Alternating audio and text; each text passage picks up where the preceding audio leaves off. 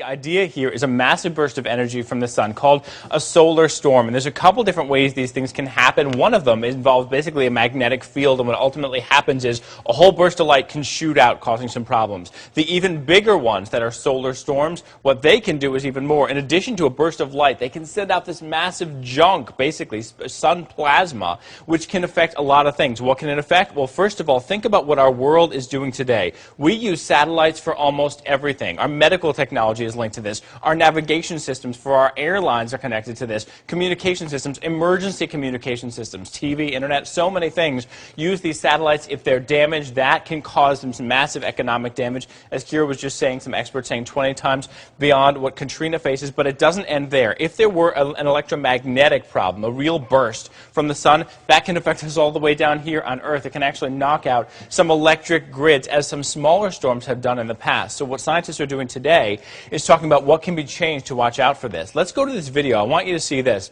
This is from April, and as we're looking at this, I want to tell you the exact words that NASA put along with this. From April 19, 2010, this was an observation of one of the most massive eruptions in years. They said Earth was not in the line of fire this time. That's their words, not in the line of fire this time. So what are the stakes here? Let's come back to my screen. I want you to see some information. First of all, this is a quote that I have for you from a NASA official here who is the head of the heliophysics department, watches out for the sun. The sun is waking up, he says, from a deep slumber. Richard Fisher, take a look at this now here. The cost could reach $2 trillion in 1 year if there were one of these huge storms. This is according to a National Science Foundation study funded by NASA, and that study is the one saying the economic impact in that sense could be 20 times greater than what happened on Hurricane Katrina.